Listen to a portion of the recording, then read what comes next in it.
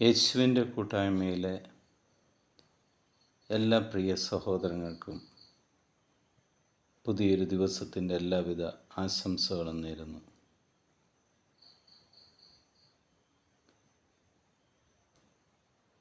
ദൈവകൃപയാൽ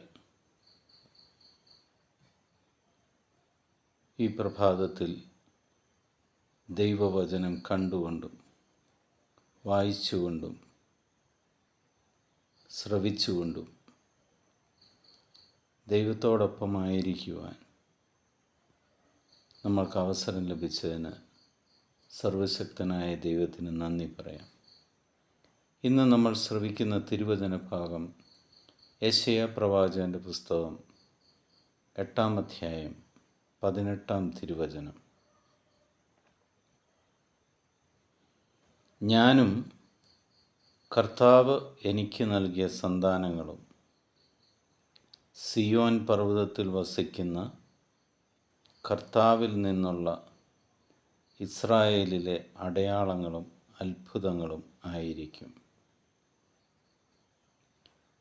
ആമേൻ ചൊല്ലി നമുക്കും യെശയ്യാ പ്രവാചകൻ പറഞ്ഞതുപോലെ ആ പ്രവാചകന് ദൈവത്തിലുള്ള വിശ്വാസം നമുക്കും പ്രഖ്യാപിക്കാം. നിങ്ങൾ ഓരോരുത്തരും നിങ്ങൾക്ക് ദൈവം തന്നിരിക്കുന്ന മക്കളും ഈ ഭൂമിയിലെ ദൈവത്തിൻ്റെ അത്ഭുതങ്ങളും അടയാളങ്ങളുമായിരിക്കുമെന്ന് എത്ര പേർക്ക് വിശ്വാസത്തോടെ പ്രഖ്യാപിക്കുവാൻ സാധിക്കും? ദൈവത്തിൽ പ്രത്യാശ വയ്ക്കുന്ന ഏതൊരു വ്യക്തിക്കും പറയുവാൻ സാധിക്കും,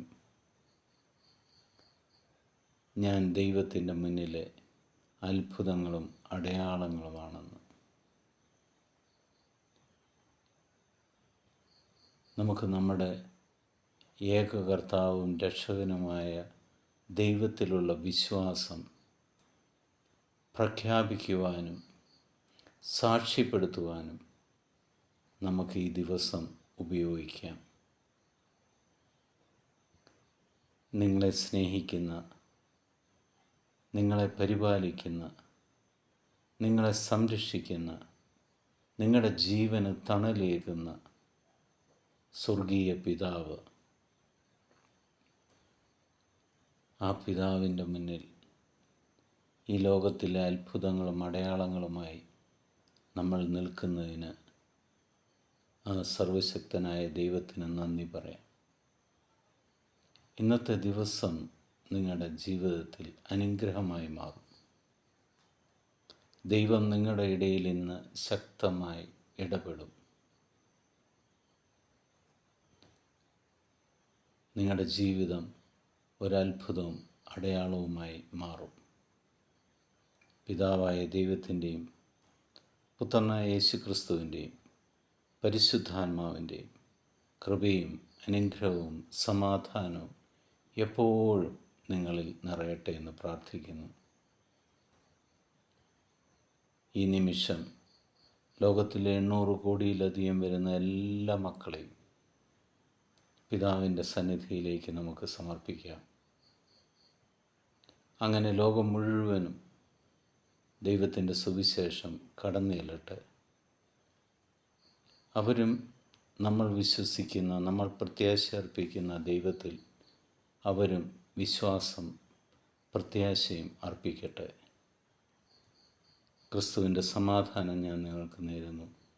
ഇന്നത്തെ ദിവസം അനുഗ്രഹത്തിൻ്റെ ദിവസമായി നിങ്ങൾക്ക് മാറും. ഈശോ മിശിഹായ്ക്ക് സ്തുതിയായിരിക്കട്ടെ.